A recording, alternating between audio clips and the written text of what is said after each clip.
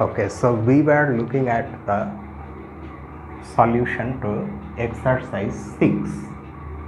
So here in part C, the group we have is S3 and the subgroup consists of E and psi phi, these two bijections, the identity map and the map psi phi. Now since the index in this case is 3, there will be 3 distinct right cosets of H in G. The subgroup is always a right coset and the 2 other right cosets are found like this, are found to be this. Now you may ask, how do I know which element to choose when we are trying to find a right coset? Which element should I choose? In this case we have chosen phi, but why? Note that since H is a subgroup, so there is no point in taking an element from H itself, because since H is closed, so if you multiply some H by that element that you have chosen from H, you are going to get H back, you won't get anything new. So choose something from outside of H. So that's why we have chosen, arbitrarily chosen phi. We could have chosen psi also. Okay, so that gives us a new right coset. Like that, you then avoid these elements, you choose something from outside of this list, and then you get another new coset. Once you hit this number, then you are sure that you have found all the right cosets. Now after that, so here this solution ends. In exercise 7, we are asked to find the left cosets for the same groups and same subgroups as in parts A, B and C of exercise 6. Now if you recall, although it's not written here, in parts A and B, the groups that we had, actually there was only one group, it was the cyclic group of order 10. So that is an abelian group. So the left cosets of H in G are equal to the corresponding right cosets. That means we don't have to find the left cosets. The right cosets themselves are the left cosets. But what do we exactly mean by this corresponding right coset? That by that we mean this. If you take the group H and say A is an element, the subgroup H and A is an element from the original group, then this is a left coset. The right coset that we are saying corresponds to the left coset is just this one. Because the operation is commutative in an abelian group, these two will be equal. So that's what we mean when we are saying that they are equal to their corresponding right cosets. So in this case, in case of parts A and B and the groups and subgroups appearing there, we don't have to do anything. For part C, just like here, there will be 3 distinct left cosets. Why? It's because you recall that in a previous exercise we have already proved that the number of right cosets is equal to the number of left cosets if there are finitely many right cosets. So since here there are 3 right cosets, so there should be 3 left cosets, and they turn out to be these 3. Okay, so this solution ends here. Then exercise 8.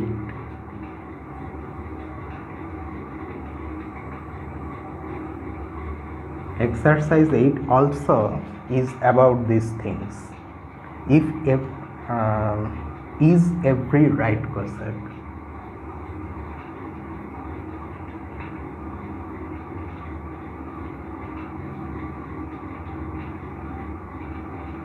of H in G a left coset of H in G?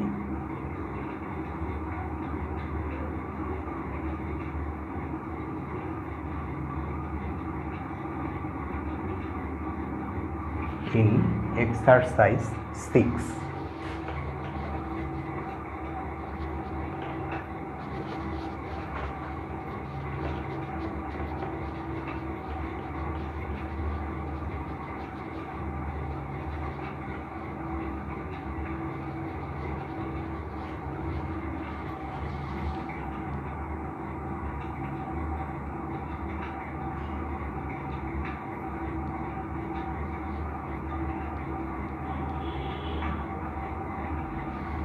For parts A and B, that is the case.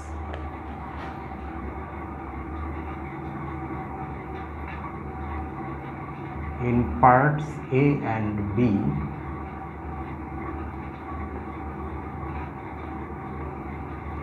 every right coset of H in G is a left coset of H in G.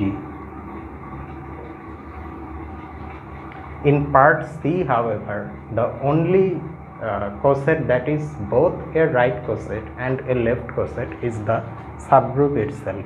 If you look at the other left coset and other right cosets, no right coset is equal to a left coset.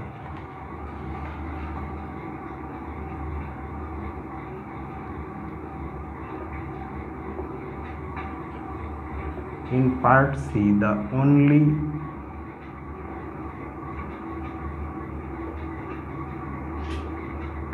right coset of H in G,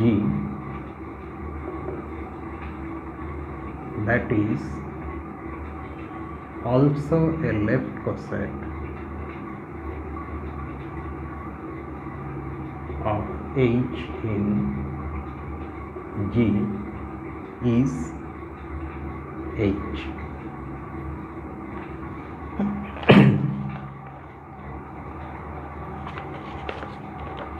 Okay, then we look at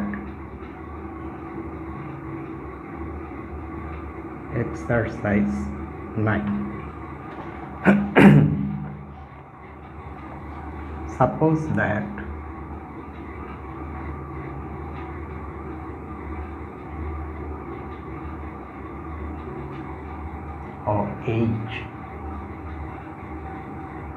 H is a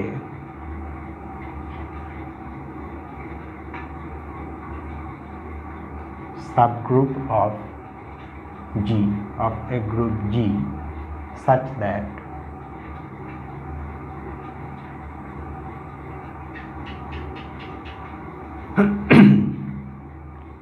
whenever HA is not equal to HB, whenever two right cosets are not equal,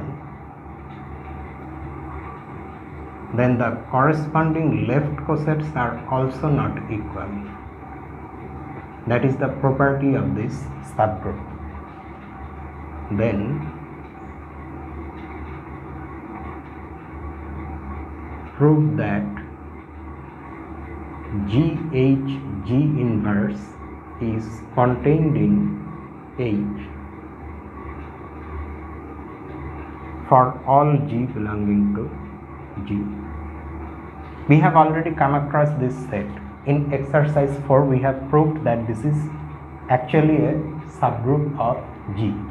So in this case, we have to prove that if these conditions are true, then this is contained in H, and that too this is true for any element in the group G.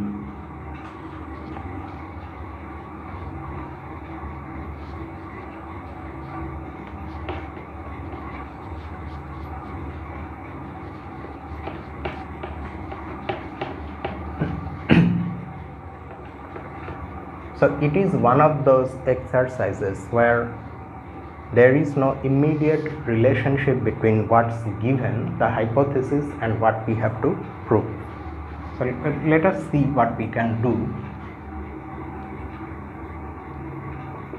So first we have to play with what is given to us.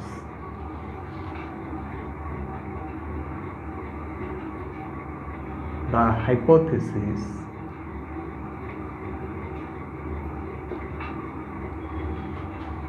that this implies this, HA not equal to HB implies AH not equal to BH is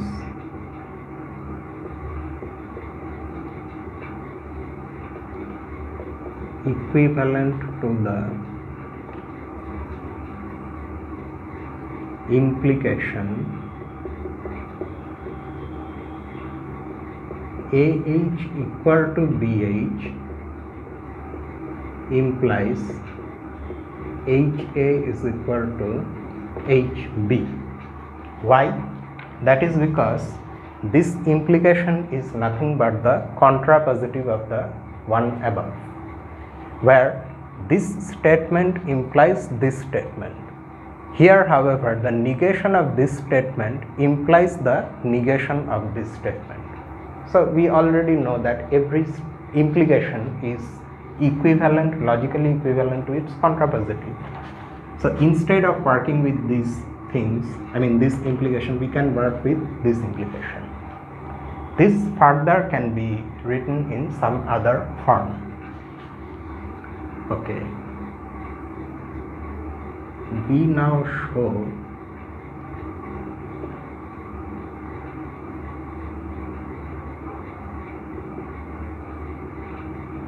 that the left coset AH and BH are equal if and only if A inverse B, the element A inverse B belongs to H. We will now show this. So that means here we have two things to show. This will imply this and the converse one.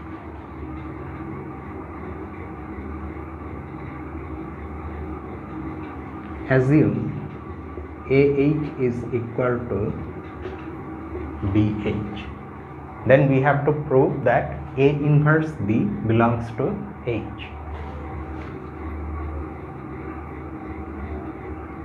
Since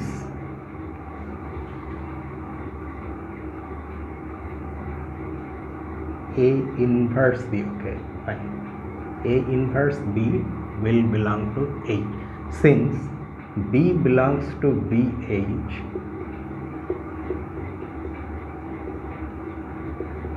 we have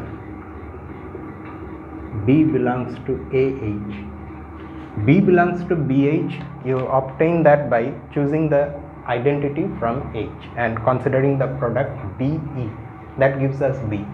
So B has to be in AH, and hence B is equal to AH for some H belonging to H. Then pre-multiply both sides by A, that is multiply on both sides, by A inverse, not A, by A inverse and also from the left side. On the right hand side we will be left with H, on the left hand side we will have A inverse B. So then we have A inverse B equal to H, and H belongs to H. So that's how we have the conclusion that A inverse B belongs to H. Conversely,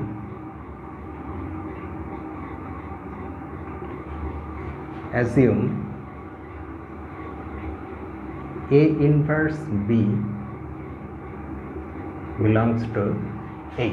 We then have to prove that the left cosets AH and BH are equal. Let AH1 be any element in AH where H1 belongs to H. Okay. Now we want to show that this element belongs to BH. That means we want to be able to express AH1 in this form, BH2 for some H2 in capital H. So we want H2 to satisfy this equation. So from that we get this equivalent condition that H2 should be equal to B inverse A H1. Okay, now the question is, will this element B inverse A H1 be in capital H? And the answer is yes. That is because you see H2 inverse is what? B inverse A. These are some rough works. Okay, we are trying to look at what we need to do. So this gives us what? H1 inverse A inverse B. Now H1 inverse is already in H. We know because H1 belongs to H, and our assumption tells us that A inverse B belongs to H. So their product belongs to H. So we can choose that element. So that's what we will do. So what do we need to do here? We have to write AH1 in that form, B times this. Okay, so we will write like this.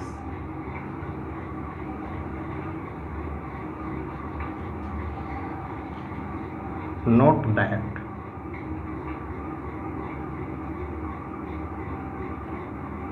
AH1 is equal to, okay, we have to be careful. It should be equal to B times H2. H2 is the inverse of this. Yes. H1 inverse A inverse B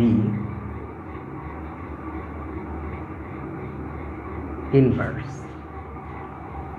Okay, we have written it at once. We have to see that what we have written is true. If we take the inverse, this inverse, if we expand it, we would get B inverse. The order will change. It will be the opposite one. B inverse, then the inverse of A inverse, that is A, and the inverse of H1 inverse, that is H1. So that gives us what we want, what we had, I mean AH1. So yes, this calculation is correct. Where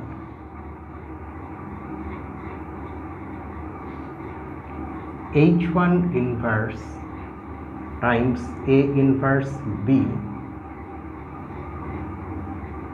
its inverse actually belongs to H. Because of the way we have written this, there is no need to write anything more about why it belongs to H. We can clearly see it's a product of two elements. One of them is already in H, the other one is the inverse of an element that is in H. So this product is in H, and since H is a subgroup, so the inverse of the product will also be in H. So we have realized this element AH1 as B times something in H. Thus AH1 belongs to BH, and hence the power is gone.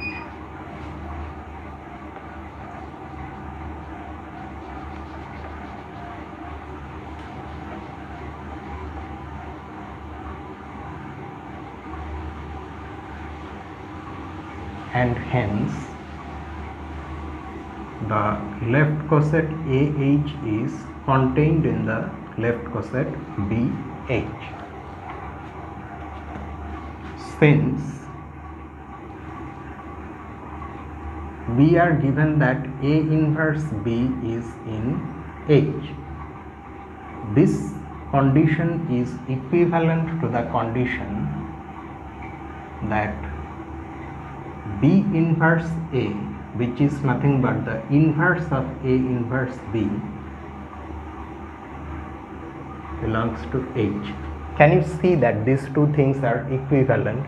If this belongs to H, you take the inverse, you get A inverse B belongs to H. If this belongs to H, you take the inverse of this and you can have that B inverse A belongs to H. Now you look at the whole thing once again. You see, we started with this assumption and we proved that AH is contained in BH, where A inverse B belongs to H. Now we have B inverse A belongs to H, and the situation is symmetric with respect to A and B. So similarly we can prove BH is contained in AH. In this argument you just have to interchange A and B, that's all. And the interchange is justified because B inverse A belongs to H. It follows. So that saves us from the extra labor of going through the arguments once more with A and B interchange. It follows from symmetry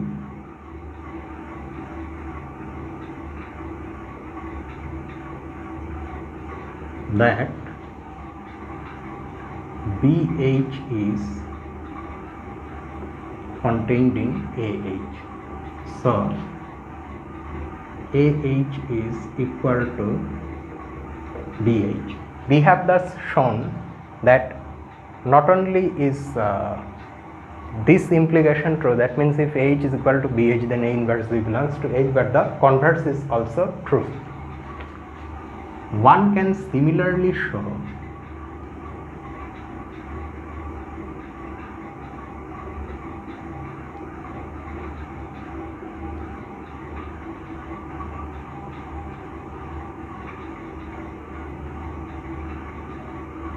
that the equality of the right cosets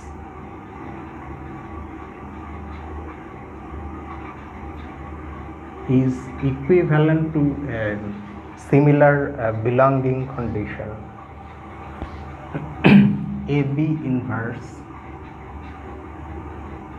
belongs to H. Ideally we have to prove that in this solution, but I leave this equivalence to you.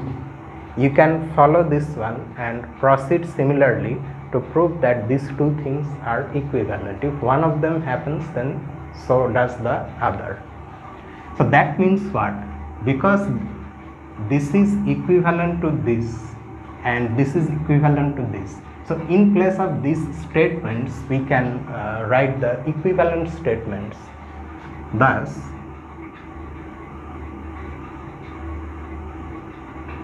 the implication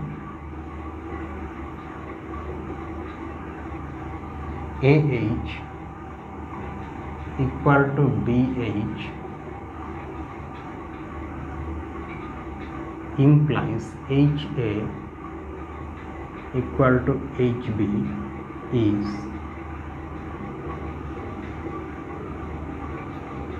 equivalent to the implication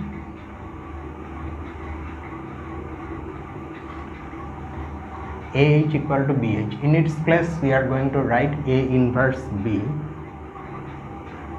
belongs to H implies HA equal to HB. In its place we are going to write AB inverse belongs to H. So we have got an entirely new implication, okay, in terms of elements being in the subgroup. Fine. So we have done a lot of things, but for what? What is our purpose? We have to prove that for any element G in G, this subgroup GH G inverse is contained in H. Okay, so let us now see how we can get this from here.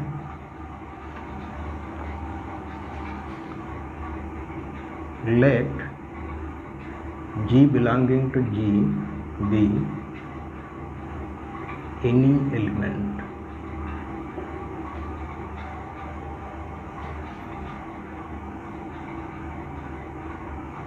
since GH G inverse. Oh, so we better take one element from H also. G belonging to G and H belonging to H. Let's not write any elements. Let's keep it like this. Then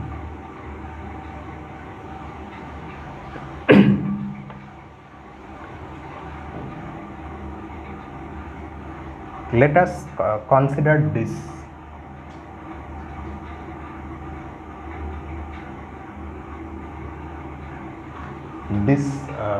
product G times the inverse of GH inverse. If we expand this inverse, we will get G times H inverse inverse G inverse.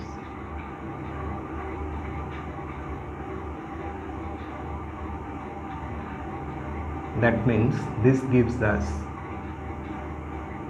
GHG and GHG inverse.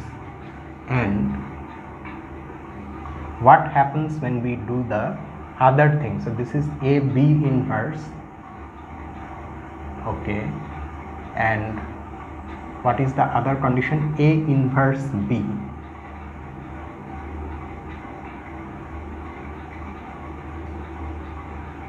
A B inverse A inverse B. Okay. So here A is G. Am I writing it correctly? The order has not changed, only the inverse has gone from A to B. Okay, so here we have the inverse with B, so we have to take with A. And G inverse GH is equal to H. Okay, so we have chosen A as G and B as GH inverse. We are observing that A inverse B belongs to H because it is an element in H. Since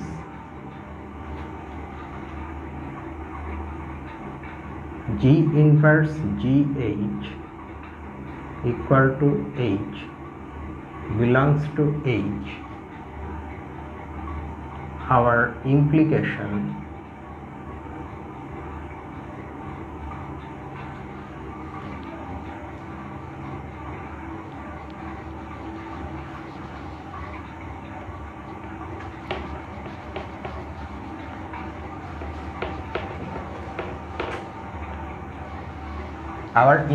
means this one. Okay, the original implication was something else, but this is an equivalent implication. Our implication gives us this GHG inverse, which is equal to GH inverse also belongs to H. Okay, if this belongs to H, then this also should belong to H.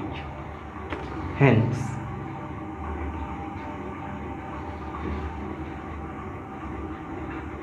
GHG inverse is contained in H, because if you change this H, if you vary this small h over the subgroup H, then you will get this subgroup GHG inverse, so whose general element looks like this. So all of them belong to H, so that's why this is contained in H. So that's what we had to show, and here the solution ends.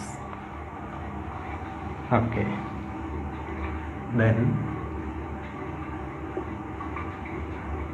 exercise 10. Let G be the group of integers under addition.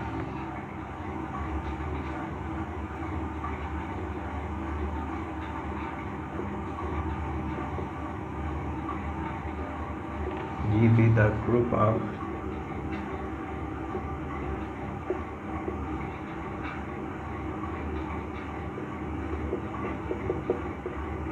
integers under addition. Hn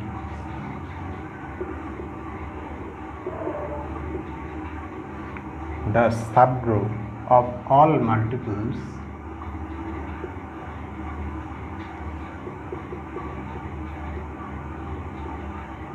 of a fixed integer n in G. Determine the index of Hn.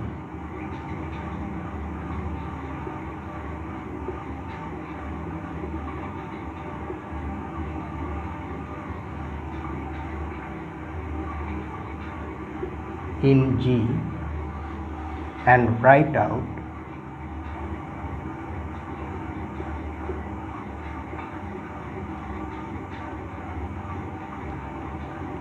all the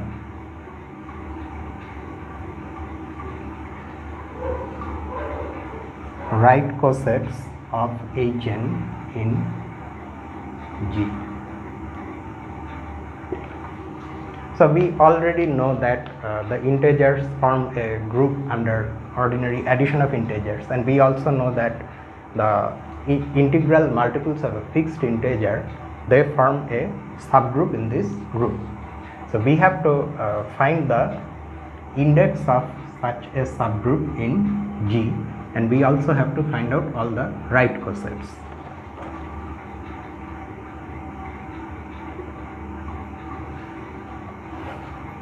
First, observe that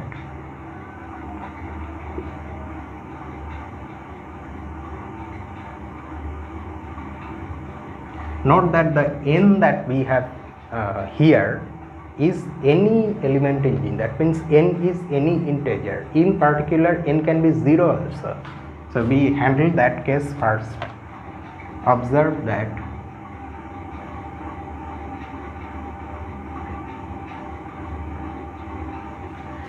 G by H naught. Okay, I have to say something about this notation. I will say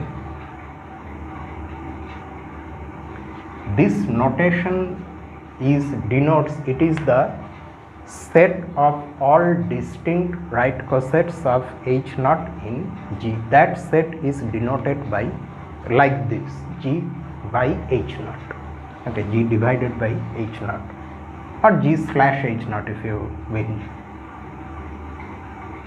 Now in this group the only multiple of 0 is 0,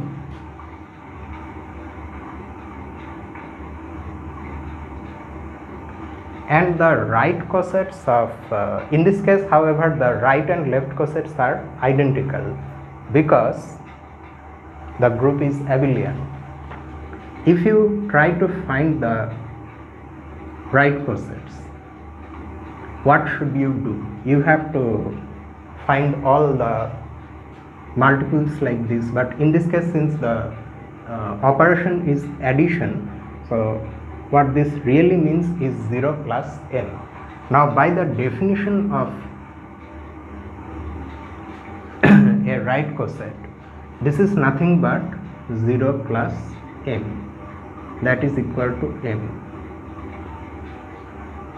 So we see that if we keep changing m, we are going to get new and new right cosets, and every different m gives us a different right coset, because all the right cosets or all the cosets are after all singleton sets consisting of that single integer with which we are forming the right coset. So that means the collection of all right cosets is just this, the collection of all singleton subsets of G.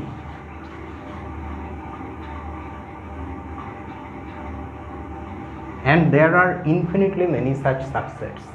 So this subgroup, this particular subgroup has infinite index in G. So H naught is of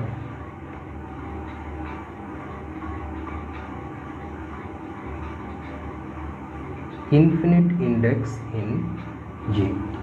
So we don't need to consider H naught anymore. That means in place of n we don't need to consider 0.